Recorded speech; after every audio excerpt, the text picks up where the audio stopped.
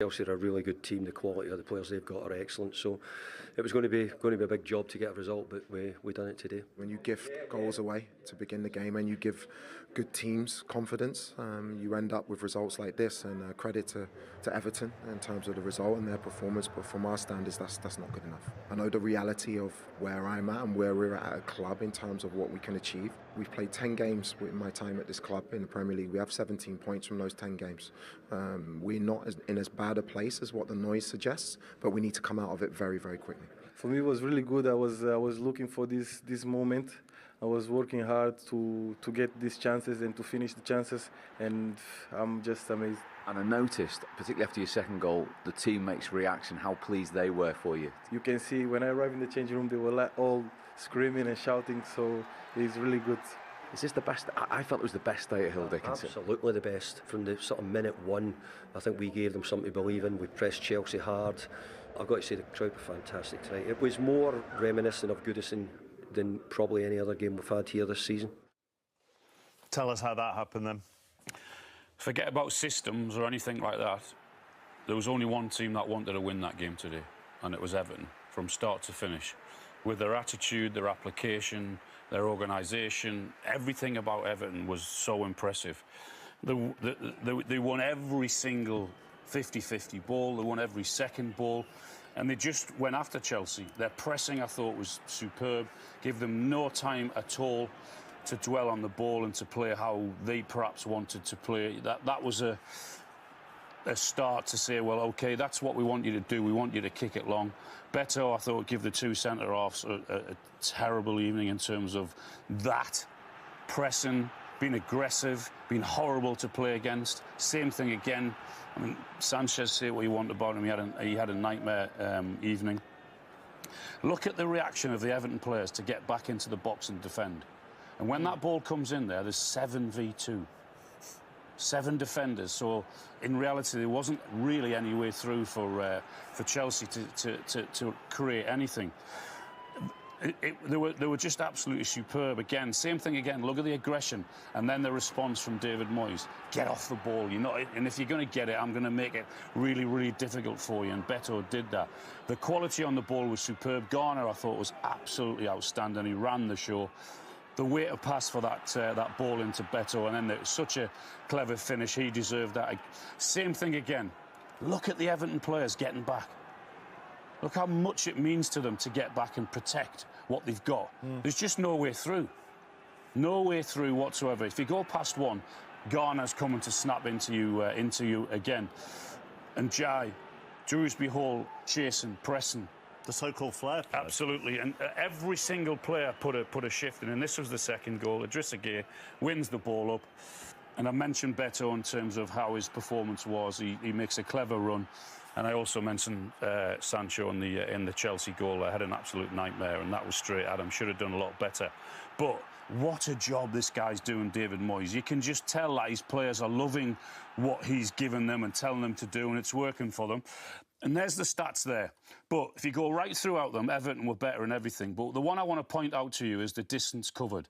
Because Everton have ran more than Chelsea today. But a staggering stat that we found out is every Premier League game this season, Chelsea have been outrun by the opposition. Every Premier League game, and we've had that double and triple checked because I just found it hard to believe all three that. Of us I thought, went, really? In every single game, home and away, Chelsea have played, the opposition have outran them.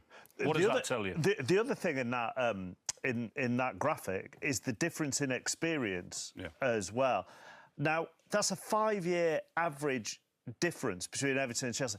You look at Chelsea, don't you, and think they could do with a couple of 30-year-olds, don't you? Yeah, they could. They've got a lot of young players, and they are very inexperienced, and the team does change quite a bit as well. So I don't think they're getting that togetherness on the pitch, if you like. And so yeah, the more you change, the young players, they don't get a run of games and they don't compete. Alan said James Garner was man of the match. He came through at Manchester United, where you probably knew him. He didn't maybe get a fair crack of the whip at Manchester United. He is flourished. He is, and I think he's been outstanding, not just this season, but last season as well, and obviously gets his call up to the England squad, and it's great for Everton that he's obviously recently just signed a new contract as well, which for Everton to tie him down is massive. So I actually did try and sign him as well for when he was Derby County manager. And, well, he said no, did he? He went to Forest, yeah. Makes it even worse from a Derby point of view. I've had several texts this evening saying we hope Joe Hart's on match. There's nothing against you two, but we hope Joe Hart's on match of the day. He's on with Kelly tomorrow, so he'll probably do his analysis of Sanchez then. But at the other end of the pitch, Pickford was sublime, wasn't he? He was, and I think he's been incredible for many years now, and not just for Everton but for England. And the saves he's making is unreal. Yeah. You know, it's winning them points, isn't it? It's winning them massive points. And you look at the save here, his reactions. He goes for the first one, and to get up and that quick, and ends up Fernandes is 6 yards out, and he absolutely blasted. And he gets up and he gets a good hand on it. That is an incredible save. And then these both saves now, the second save we see now is both at 1-0, so they're really important saves. And this is brave as well. You see the forward coming in. And he's diving where the feet are. He's making so many good saves and winning Everton so many points. And brilliant. I don't think he gets the credit he deserves. I really don't. We were just saying, weren't we, before we came on air, it feels like we've all seen him make more spectacular saves than any other Premier League goalkeeper this season, doesn't it? I mean, the one at Newcastle he made was probably the save of the season. And that one again today, the reaction was just incredible. And to get it over the bar, it was brilliant save. He's made so many. Where does Chelsea go now? Well, I keep going back to the point in terms of they haven't got a top-class goalkeeper and they haven't got a top-class centre-half, despite the money that they've spent. And until they get that, they're not going to compete, I don't think, where they want to be. I still think the forward as well. I know Joe Pedro's done well, but I think if you want to go and challenge for the big trophies, then you need that centre forward who's going to inspire you. But those points from you, so centre forward, centre half, and goalkeeper, that involves Liam Rosenior can be under pressure, players can be criticised, but you're basically asking the club to change its model, aren't you? Because it goes back to the experience point. You're not asking them to sign a 20-year-old, you're asking them to sign a 27, 28-year-old. Is that what you're both saying? They think that's the right way to buy young and maybe to sell on in years to come and to give them the long contracts. I'm not too sure. Yeah, I just think if you want to be successful, you want to win trophies. Every successful team has got good, experienced players in the squad, and if you want to go down this model of buying young players, selling them, bringing more young players in and trying to develop them, then I think it's going to be very, very difficult. I know we say this every time we talk Chelsea, but obviously Liam Rosenior was part of your staff. Do you think he's getting a bit of an unfair deal from everybody at the moment? There's an awful lot of attention on him, his behaviour, his words.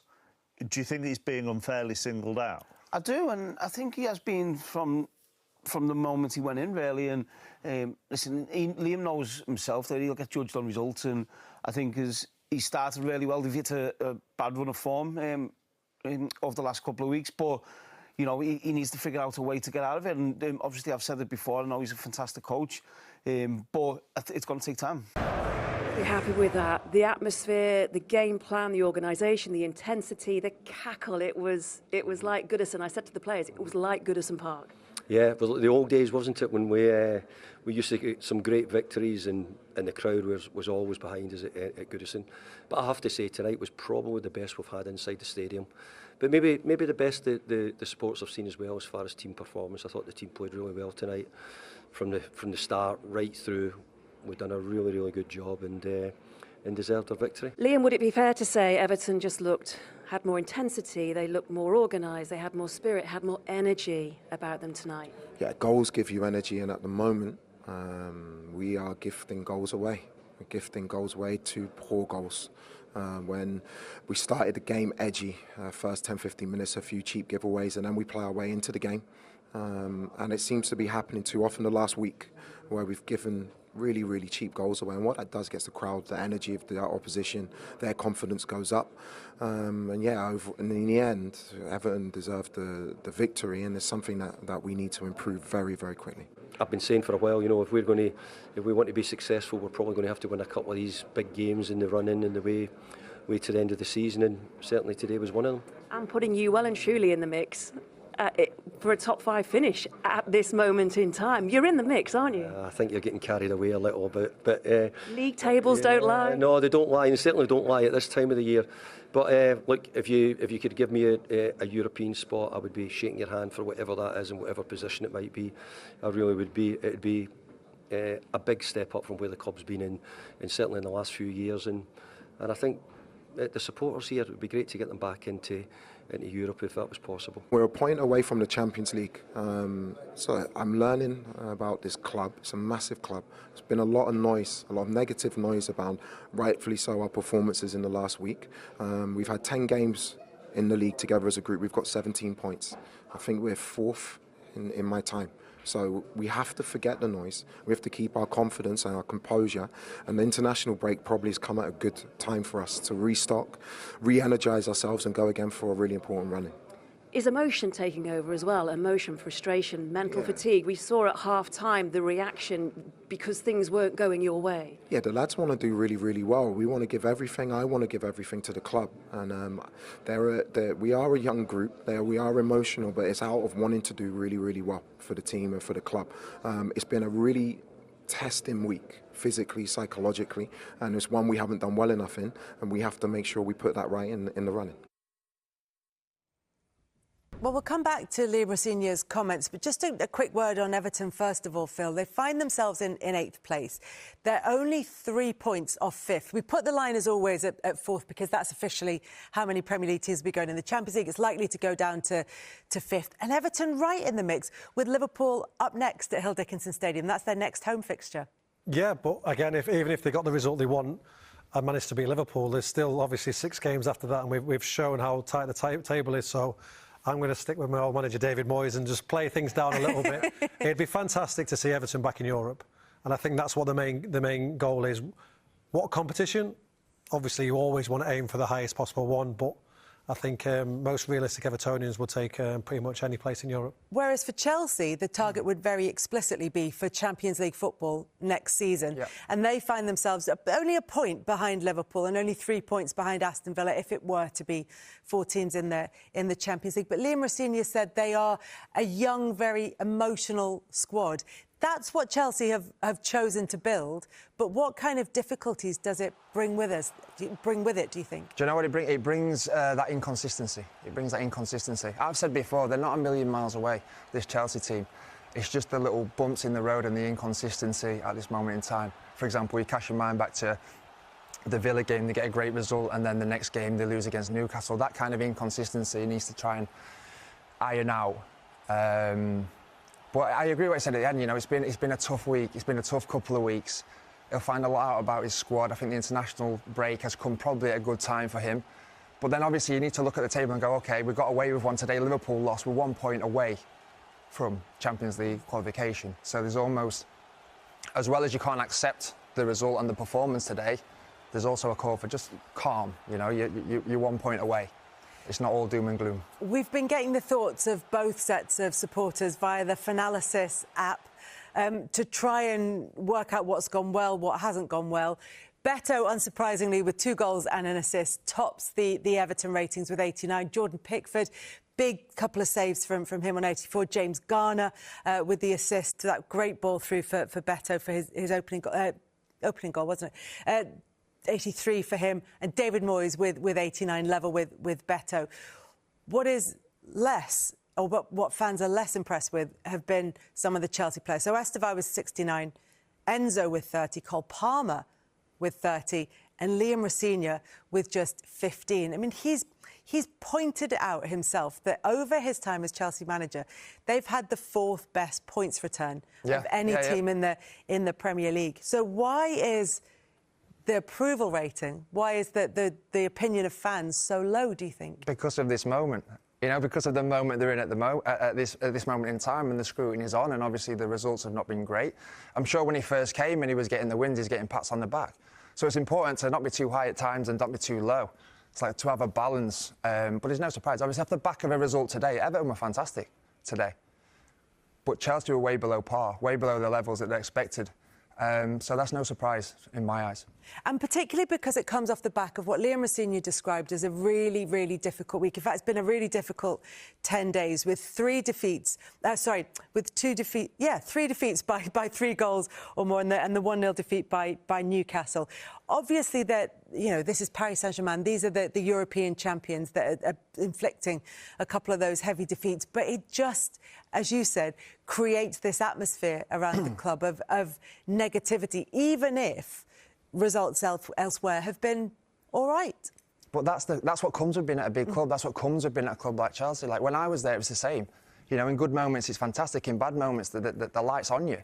And you just have to accept that as the manager is obviously new, young manager, given a great opportunity, which is obviously great to see.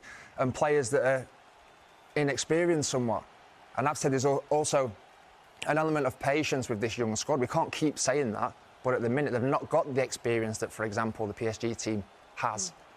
So you're going to get these wobbles, you're going to get these inconsistencies, and that's going to be the frustration for the Chelsea fans and for Chelsea in general. He needs to try and iron that out and get the consistency levels at a level where they obviously can compete. But I don't see him being too far away. I mean, today it wasn't as though there were loads of chances created. But over the last 3 games, and we made this point with Leeds, where it was, 56 shots without scoring a goal. Chelsea are over 50 shots in the last 3 games without managing to score a goal. So there might be an issue there that needs to be addressed. But they've got the game against Port Vale coming up in the FA Cup. Then they've got Manchester City and Manchester United, both at home in the Premier League. After that, is that somewhat of a mixed blessing, the fact that they've got these big games at home? Yeah, but you relish the big games. You relish the big games. And these are the games that you can make a statement, and these are the games that you can switch that mentality. Not mentality, the noise, for example. I want to dampen down the noise at this moment in time. But these are games that you should relish. Obviously, the FA Cup's important. Well, what do you think when you look at this run of fixtures? Obviously, there's those really 2 tricky fixtures. Brighton, obviously, are going to be a tough opponent. They've beaten Liverpool today, Chelsea's Champions League rivals, by 2-1. Then it's Nottingham Forest fighting for their lives at the bottom of the table. They take on Liverpool, which could be a significant result in terms of who finishes in the Champions League place. Spurs, second to last game of the season, and then Sunderland on the final day. I don't think you can look past, obviously, the Port Vale game they need to figure out. I don't think you can look past the 2 Manchester teams. I think they need to survive those 2. They need to come out of that with... It can't be 3 goals against, no goals going forward. There needs to be some progression. You're not sure what Man City team you're going to get. Man U obviously in pretty decent form at the moment. And then, as you said, none of those games are easy for totally different reasons. But your Chelsea Football Club, you spent a lot of money. You have got a good squad. There's a few injuries and stuff there. They just need to find that bit of confidence. They hopefully play well against Port Vale, go into the Man City game again, put on a good display, and before you know it, they're probably looking down rather than looking up. But again, it's going to be a tough little start to April. But again, that's where Chelsea want to be. Chelsea want to be competing for those Champions League spots. They could have been worse off. If Man U would have obviously won, they'd have been 4 points behind, and then it's an even worse situation to be in. But as it stands, 1 point's nothing, and it's still in their own hands. And these are the pressures, because we talked about the end of last season, and we said, with a few games to go, we're saying they need to qualify for Champions League, and they need to win the Europa Conference League Cup. And if they didn't do any of them 2, it's been a bad season. They managed to do the 2, so it ended up being a good season. And this is the pressure. The business end of the season, they're expected to be in the Champions League positions, and they have these games to do it. And that's the pressure which comes with being at Chelsea. And like I said, the FA Cup is vitally important as well. So there's still plenty to play for. Gary, Phil, thank you very much for your company. You had your work cut out with that second game. You handled it beautifully. This is what happens when you get 2 former England defenders in. You get very defensive performances in the second game in particular. But a big win for Everton against Chelsea. It has increased the pressure on Liam Rosenior and Chelsea as they head towards the latter stages of the season after the international break. But there's another huge day of football to come, live for you on Sky Sports tomorrow. Brilliant for Everton, but let's get to that in a moment. Chelsea's Premier League results under Liam Rosenior there. They've lost back-to-back games. They've lost 4 games in all competitions in a row, their worst run of the season. It's the first time in about 3 years that's happened. How damaging is this for Chelsea, especially in that chase for Champions League football, Glenn? Well, it's damaging because it's a pattern. 4 games now with Europe as well. They've had some tough games, but it's a pattern. And when you get into a negative pattern, that's awful. They've got a couple of real tough fixtures as well. They've got the 2 Manchester teams to play next. So that's going to be not an easy flight. But at the end of the day, there's something wrong there. I mean, their start off today was just so poor. They looked fragile. They looked like they were doubting themselves. Defensively, it was almost like defensive suicidal football. They gave so many chances away, and they were so lacklustre in the way they started the game. You know, Everton, you've got to give them loads of credit because they played exceedingly well. They outgunned them in every single department of the pitch, and they deserved their win. And some of the finishing was fantastic. But Chelsea, my word, Liam was honest in his appraisal after the game and his interview there. He was really honest, but I think he's going to have to be honest with his players as well come Monday. Yeah, exactly what you said was echoed by him, saying that they were gifting goals and it started the game very, very edgy. Everton took full advantage, and this result for them is their biggest win over Chelsea in the Premier League era, their biggest win since 1987. What a day for them. Brilliant day and a brilliant performance. I mean, Everton did everything right, but it did surprise me, Glenn's touched on it a bit, the manner at which Chelsea started the game. You cannot go to Everton. It used to be Goodison Park, now it's Hill Dickinson Stadium, and start by allowing Everton to pressure. And Everton grew into the game, and this was a moment of real quality. James Garner, who was outstanding again, rightly just called up to the England squad, providing this beautifully weighted pass. Great run from Beto, wonderfully timed, good instincts of where to run, and a really cute finish as well on top of it. But this was probably just as Chelsea were just starting to grow into the game, so it actually hurt Chelsea, the timing of this goal, because they'd started so poorly. Everton had got the crowd behind them, playing the intense style of football they wanted to play. And then as Chelsea worked up the pitch, they capitalised with that moment of quality. They led 1-0 at half-time, and then we expected Chelsea to be better in the second half, but they give the ball away here, and Gunnar Gay takes full advantage and finds Beto again. It's a sloppy bit of play. Santos gives the ball away. Fofana, I don't know what he's doing there as a defender. You've got to track the run. Beto, they pinch the ball there. They're wide open, Chelsea. But Fofana, for some reason, just hesitates and stops. He's got to stay with the run. And he just hesitates for some reason. There's no danger behind him. There's not a midfield player breaking in. And Sanchez, you can't really blame Sanchez. He's a little bit unlucky. If it hits him on a knee or a shin, it flies out of the goal. It's hit him on a soft part of the body and gone through his legs, and he's in the back of the net. And he's sort of cursing himself in many ways, and that's the bad luck he's had at the moment, Sanchez, in the last few weeks. Beto, player of the match for those 2 goals he's braced today, but this was probably the best goal of the day. Certainly was. Iliman Ndiaye getting to show what he's capable of. He is an incredibly talented and gifted footballer. Very simple in its production, long ball up. Beto wins a great header against centre-halves that he physically dominated all day. One flick on, and Everton's best players inside the penalty area, twisting and turning, and no one can get near him. It was just a matter of could he finish, and why ever did he? Right in that top corner, keeper had no chance, and you could see the enjoyment on his face and the enjoyment that David Moyes had as well. He knew that meant the game was wrapped up, dead and buried. Yeah, that's why they call him Skilly Man. Yeah, it is, yeah.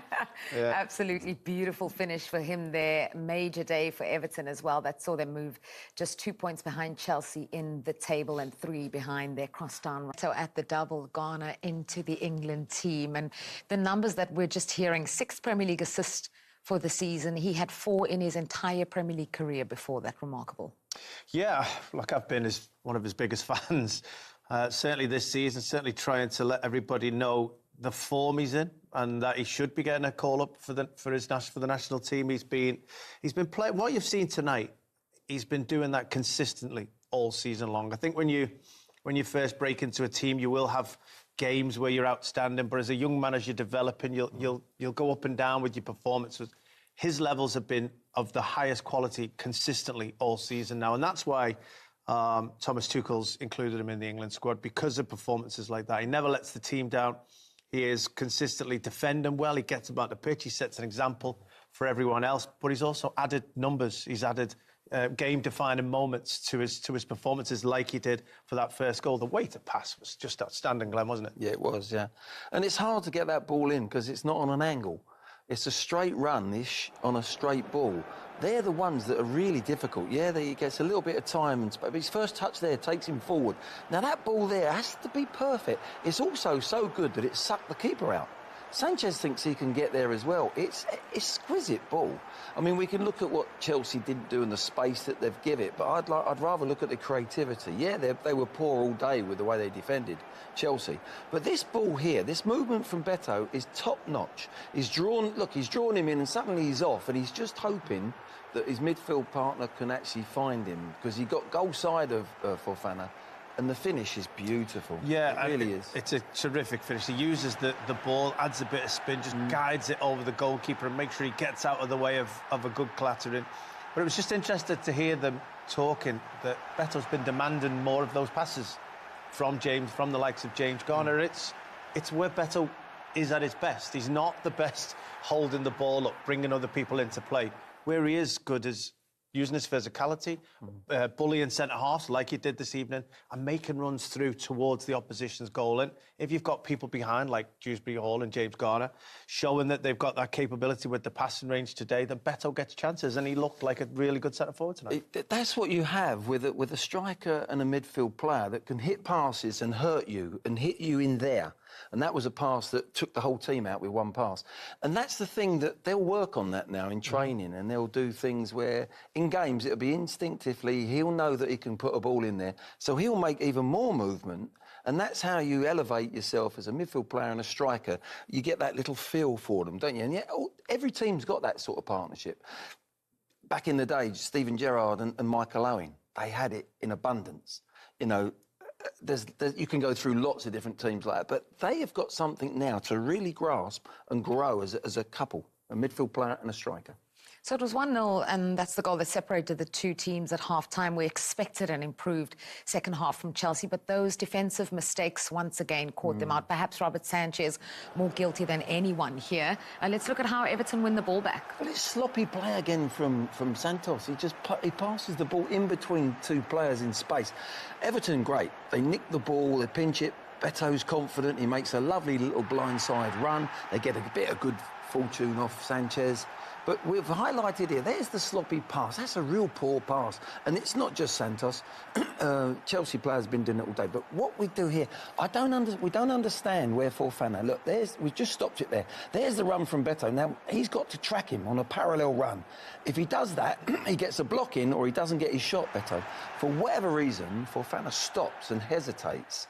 And we see it from behind the goal, Oz. Yeah, it was a strange decision. Once he'd committed to drop a couple of yards on Beto, he had to complete it. He can't then decide to stop, because you saw Beto had to wait for the ball.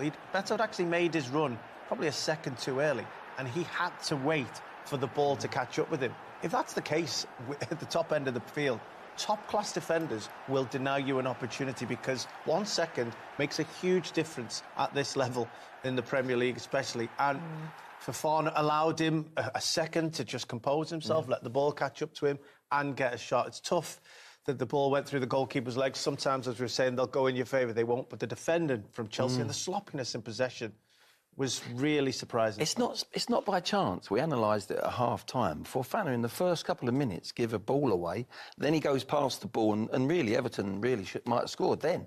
So he set his tone in his game defensively really poorly.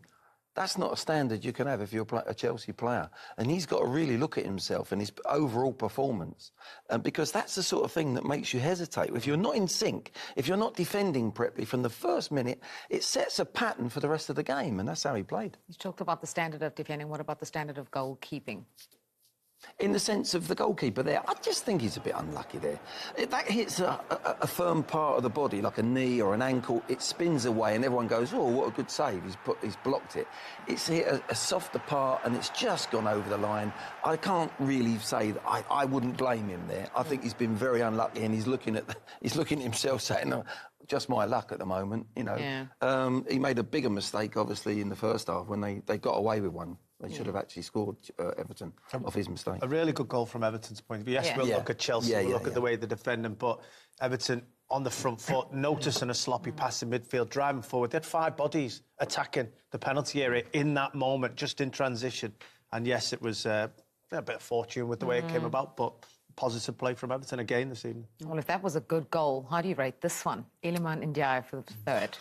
Well, we talk about other things being back in the game that we haven't seen for a long time. Well, this is direct football. Long ball up, centre forward going for a challenge, winning it, and within that one moment, you've got your best and most talented player in possession of the ball inside the opposition's penalty area, and he did the damage. But Glenn, it's just so different now, isn't it, this defender?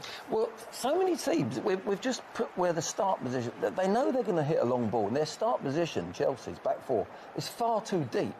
You've got to be at the highest point to try and win the header. This is a wonderful finish. But Chelsea, again, defensively, there's no leadership there. They've got to be much higher up the pitch so that they can attempt to win that first flick on. And then afterwards, they don't cover round on the cover. But Ndiaye's finish, look at this from behind. It's a beautiful, beautiful goal. I mean, we talk about top bins. There's no keeper in the world going to save that. That is absolutely world class. But again, Chelsea have got to look at themselves. I think in the modern day game, so many teams play little goal kicks in the 6-yard box. Yeah. The full-backs are up then, pushing up, pressing, and the two centre-backs are standing there with one striker going, oh, well, the ball will come up in a minute. Suddenly, there's a long goal kick, as you said, a bit more direct. The full-backs have to come back round and be square with the centre-backs. They should be high. No, they've gone asleep. They've gone, oh, we'll drop back here. And it's something that's gone out of the game in many ways. But Everton, we said before the game, they've got a balance between going direct and playing through the lines as well. They got it absolutely perfect today, Everton, their balance. So you asked me before the game, what was I looking forward to? And we were talking about Chelsea's defence and the lack of physicality. I would say just get the ball up to Beto against those two centre-halves and he'll cause all sorts of damage. He'll physically dominate them in that area. And it proved to be the case. One simple long ball, Chelsea can't defend it properly. I do also think that they got confused about which centre-half should have gone from the ball because of where they were on the pitch. There were so many things that Chelsea got wrong, but Everton got it right. They knew the moments in the game. They used their positivity. They used their strength. And they got the best player inside the penalty area on the ball because of it. And, as I just said, what a terrific finish. And that's put Everton right in the conversation for the European places. They're just 2 points behind Chelsea. But given what happened to Liverpool earlier on, this was an opportunity wasted for Chelsea. It's like nobody wants to take control of that Champions League race. It's incredible, isn't it? Even Aston Villa had a bit of a slide. Manchester United, you thought were on this win and run under Michael Carrick, started drawing a few games and things not always going in their favour. So you just felt that the writing was on the wall for Chelsea, especially after the start that Liam Rosenior had at the club, but they're just stumbling at the moment, Glenn. They are stumbling, but that one there away from home at Villa, 4-1, you know, they've got capabilities of actually performing at a very, very high level, but they can't get that consistency at the moment, particularly on the defensive side of the game. There's a lot of work. Liam Rosenior has changed the back two or the back three so many times, and it's not for injury. And I always think if you've got a solid centre-backs, two centre-backs, or if you're going to play a back three, if they play consistently together, you become a unit. You become a unit within the team unit, and you become so tight, and you trust each other, and you play off each other, and you get instincts of when he's going to go and defend, when I can cover. That's not happening with Chelsea. They're changing so many times, you don't get that continuity at all, and there's not that feeling. They feel fragile. They look fragile. They certainly started today very fragile as a team defensively. Yeah, especially in that back line where they need to, you know, play together regularly to build up that understanding. Just in terms of Chelsea and potentially missing out on Champions League, because obviously that's what they are fighting for. How much will that affect Rosenior and his future? Well, Chelsea expect to finish in the Champions League. There's no doubt about that. I mean, they have changed manager. It's not always easy to